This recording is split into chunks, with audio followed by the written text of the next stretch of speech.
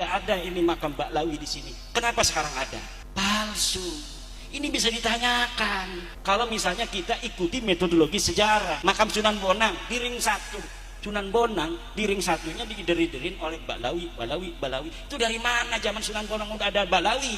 Kalau ini makam Sunan Bonang, pasti di sekitarnya itu orang yang dimakamkan pada saat yang sama atau setelah Sunan Bonang beberapa waktu. Dan itu abad 15, bos. Ba'lawi ke sini abad 18, 19. Kenapa sekarang ada makam di situ? Berarti apa tuh?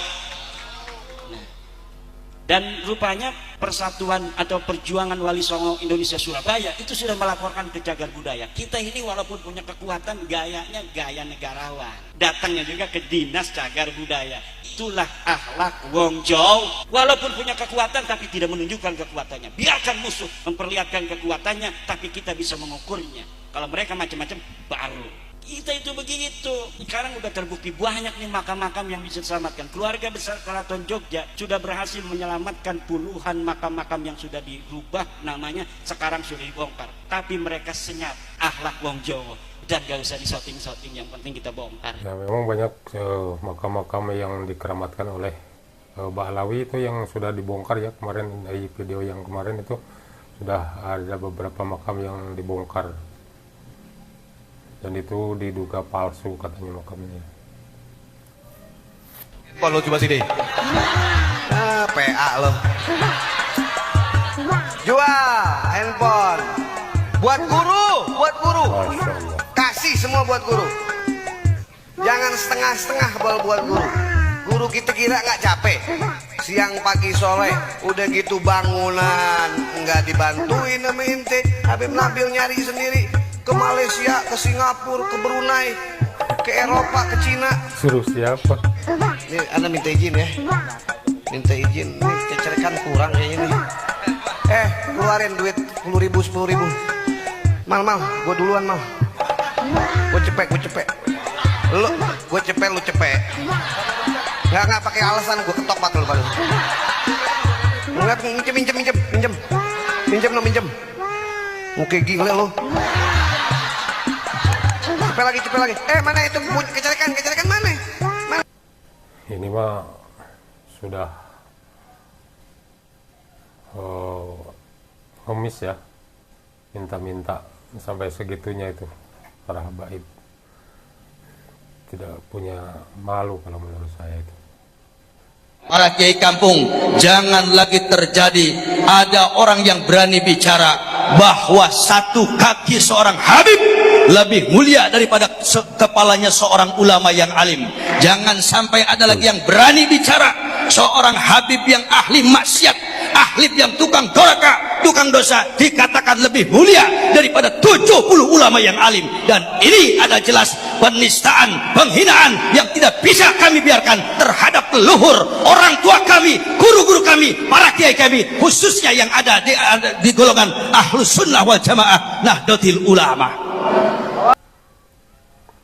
Intinya jangan terprovokasi ya, tetap tenang, tetap bersatu padu di Nahdlatul Ulama, di NU ya, karena NU tidak mungkin memecah belah atau terpecah belah ya.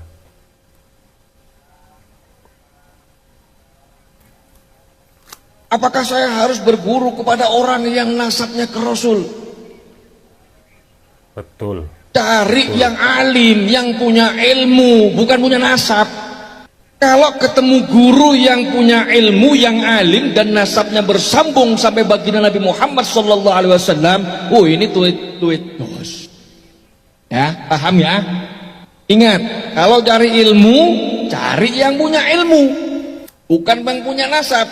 Jadi siapapun orangnya, tanpa melihat nasabnya, tanpa melihat orang ini keturunan mana, oh keturunannya Cina, oh ini keturunannya Londo, oh ini keturunannya wong Arab iki. Carilah yang alim, yang ilmunya sanadnya bersambung sampai kepada baginda Nabi Muhammad sallallahu alaihi guru yang sanadnya bersambung ke Rasulullah sallallahu alaihi wasallam. Ya. Ingat itu. Saya ingin bertanya sama Prof Anhar. Ini banyak titipan dari peserta yang pulang Prof. Karena tadi lama tanya jawab. Yang pertama, benarkah bendera merah putih itu konsepnya Habib Ali Kuitang? Yang kedua, benarkah kemerdekaan 17 Agustus itu perintah Habib Ali Kuitang? Dan yang ketiga, benarkah lambang burung Garuda karya Habib Hamid Al-Gadri? Jadi sementara ini titipan dari beberapa peserta yang sudah pulang. Nah, mohon maaf moderator, dari masing-masing bagian kita tanyakan. Silakan Prof, terima kasih. Mohon maaf. Assalamualaikum warahmatullahi wabarakatuh. Monggo, Profesor. Langsung. Iya, pertanyaan itu sebenarnya pertanyaan yang sederhana jawabnya. Jadi ketika itu diperlukan lambang negara, lalu dibentuk panitia. Panitianya, ketuanya Ki Hajar Dewantara. Lalu anggota panitianya ada Yamin, ada Sultan Hamid. Nah, lalu ada 2 dari sekian banyak bahan yang masuk, 2 yang diterima, Sultan Hamid sama Yamin. Tapi kemudian setelah dilihat bahwa Yamin sedikit ada kecenderungan ke Jepangan, maka kemudian diterima Sultan Hamid. Tetapi ada tetapinya, diterima, tetapi begitu Bung Karno melihat, maka dia melihat berbagai hal yang kurang tepat. Maka dia panggil seorang seniman namanya Dullah. Lalu dia katakan, Dullah, perbaiki itu. Maka diperbaiki. Jadi yang kita lihat sekarang itu bukan asli dari Sultan Hamid, tetapi itu adalah perbaikan dari kehendak Presiden Soekarno yang ditugaskan kepada seorang seniman yang bernama Dullah. Faktanya seperti itu. Itu yang pertama. Yang kedua, saya menolak Sultan Hamid sebagai pahlawan nasional karena pada tahun 1947 pangkatnya dinaikkan dari kolonel menjadi mayor jenderal di negeri Belanda. Pada tahun itu kita diburu-buru oleh Belanda, ditembakin dan sebagainya. Dia tidur di negeri Belanda. Terima kasih, itu jawaban saya. Bendera merah putih? Ya, yang bendera, kenapa benderanya? Maaf. Lambang burung Garuda, bendera merah putih konsep Habib Ali Kuitang. Enggak benar. Enggak benar. Jadi jangan begini, jangan menggunakan sesuatu yang penting bagi negeri kita hanya untuk kepentingan diri kita dan kelompok kita. Terima kasih. Yang ini Prof, izin. Benarkah kemerdekaan 17 Agustus itu perintah Habib Ali Kuitang? Apakah kemerdekaan 17 Agustus? Enggak ada itu. Itu justru antara tanggal 15 sampai tanggal 16 terjadi persoalan di antara pemimpin kita.